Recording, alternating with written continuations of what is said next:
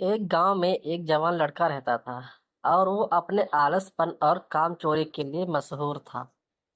सभी गांववासी उसे आलसी कहकर ही पुकारते थे क्योंकि वो पूरे दिन एक पेड़ के नीचे पड़ा रहता और लेटते लेटते वो अपने फ्यूचर के बारे में सोचता रहता और अच्छे अच्छे सपने देखता। उसके दिन ऐसे ही आलस से गुजर रहे थे। लेकिन एक दिन उस गांव में एक साधु आए जो कि अगले 3 दिनों तक उसी गांव में ठहरने वाले थे। तो दिन भर लोगों से चंदा करते और लोगों को उपदेश देते और रात में गांव के बाहर बने मंदिर में आराम करते। वो साधु जब भी दान लाने जाते और रात को वापस आते तो वो साधु हर बार उस जवान लड़के को उसी पेड़ के नीचे लेटा हुआ पाते। साधु 2 दिनों तक ये सब देखते रहे और समझ गए कि ये लड़का मानसिक आलस का गुलाम है। तीसरे दिन जब वो वापस लौट रहे थे तो उस लड़के के पास गए जो अभी भी उसी पेड़ के नीचे लेटा हुआ था। साधु ने लड़के से कहा, बेटे मेरे पास तुम्हारे लिए एक काम है। मैं चाहता हूँ कि तुम उस पहाड़ी की चोटी तक जाओ और वहां से मेरे लिए एक पंख लेकर आओ। लड़के ने लेटे लेटे ही अपना सर पहाड़ी की तरफ किया और अपनी नजर उस पहाड़ की चोटी की तरफ ले गया और उसने साधु की तरफ देखा और उपहास लेते हुए कहा, यह असंभव है। मैं उस पहाड़ी के ऊपर तक नहीं जा सकता, मैं बहुत आलसी हूँ। साधु ने मुस्कुराते हुए कहा, अरे मुझे जिस पंख की तलाश है वो इस पहाड़ी के शिखर पर भी नहीं मिलेगा।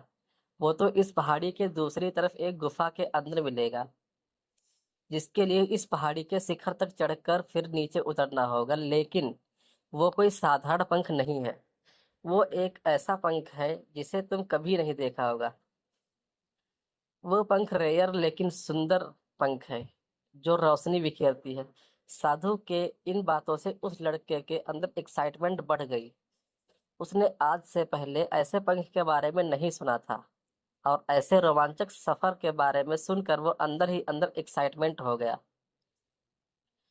इसीलिए उसने साधु के चुनौती को कबूल किया और वो पहाड़ी की तरफ चल पड़ा। लेकिन चढ़ाई बहुत लंबी और मुश्किल थी।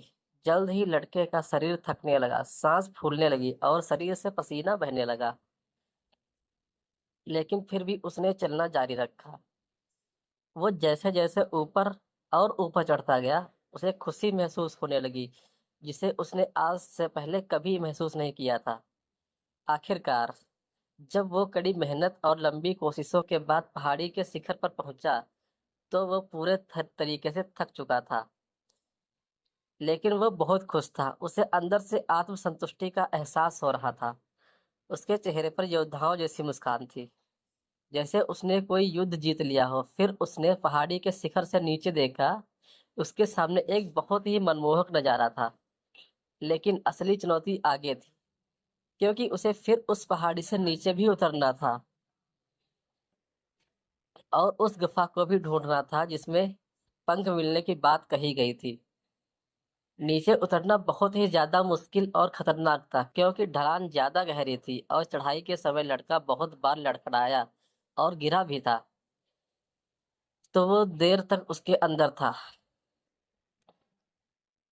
लेकिन साधु को वो पंख लाके देने के वादे की वजह से वो लगातार आगे बढ़ता रहा। काफी खोज मुशक्कत और कड़ी मेहनत के बाद जब वो अंत में गुफा तक पहुंचा तो उसने देखा कि पंख वहीं पड़ा हुआ था, जो कि ऊपर एक बड़ी सुराख से आने वाली रोशनी की वजह से चमक रहा था।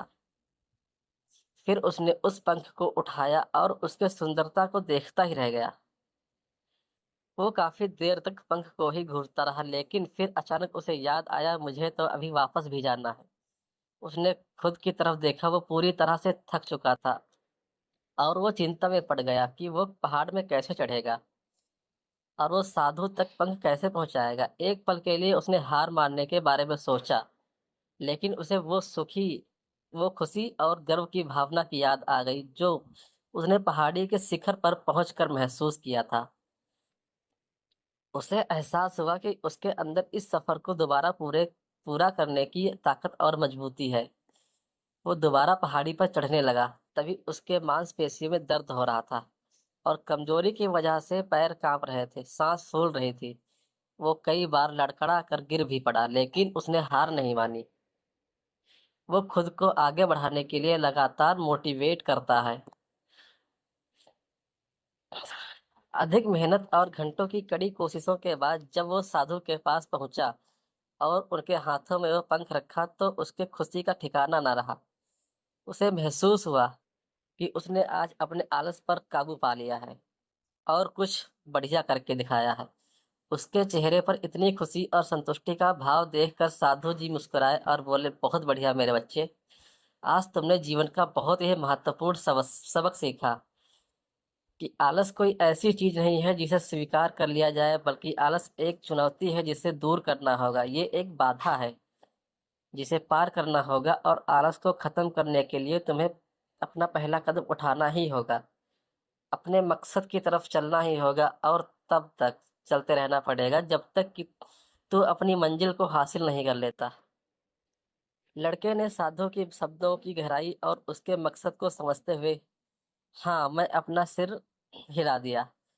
आज उसे एहसास हुआ कि वह हमेशा से बड़ी और महान चीजें करने में काबिल था, लेकिन उसके आलस ने उसे रोक रखा था। अब वो जानता कि था कि उसके पास अपने रास्ते में आने वाली किसी भी बाधा को दूर करने की ताकत और मजबूती है। इसके बाद साधु ने उस लड़के को आशीर्वाद दिया और उस गांव में चले गए। एक गांव में